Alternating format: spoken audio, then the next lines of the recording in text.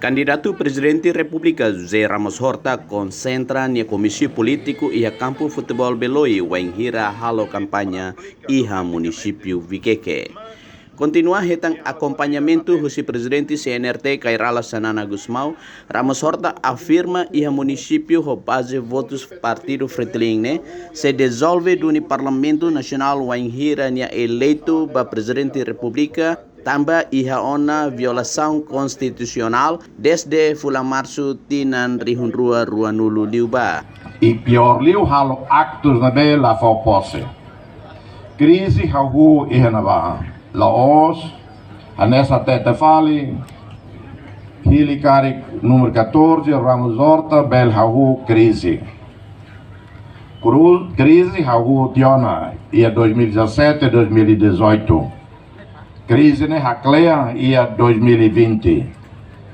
Crise ne haklea ho violações, leis, quando a Bahia tinha leis financeiras, quando bom leis e parlamento, leis da Belortina no Boqueira para estudar, para montar um sistema ainda que dia que teve moderno, sira bom e parlamento. Foi osan 100 e tal milhões de dólares, lá ia autorização ao parlamento. Na crise, violação da Constituição, lá ou for posse que lá for posse, não é grave. Presidente da República, no mandato seja velar pelo bom funcionamento das instituições democráticas.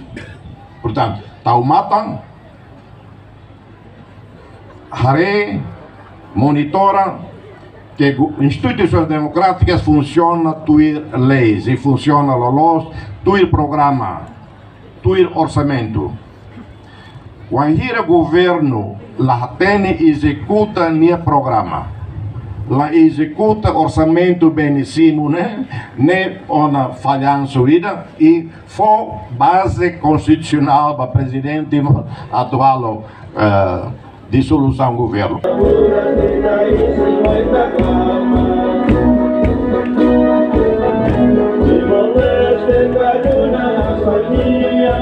Madehan, se la vota ba número 6, número 8, karik veterano silakong. Boso! Boso!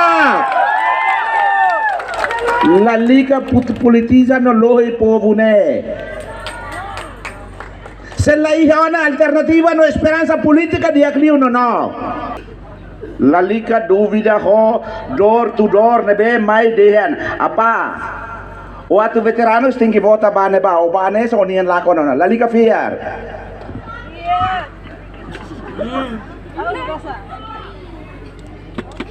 Iya candidato no candidata balu ba halo nenia campagna hanesa candidatura ba presidente da repubblica ba explica vale politica governo niang salah alamat. Usi Viqueque, Justino Mendonça, VIP TV. Ita label hili rebe maksala hanesa itani mambo Ramos Horta deha hili rebe mak mututen namos ia fuan.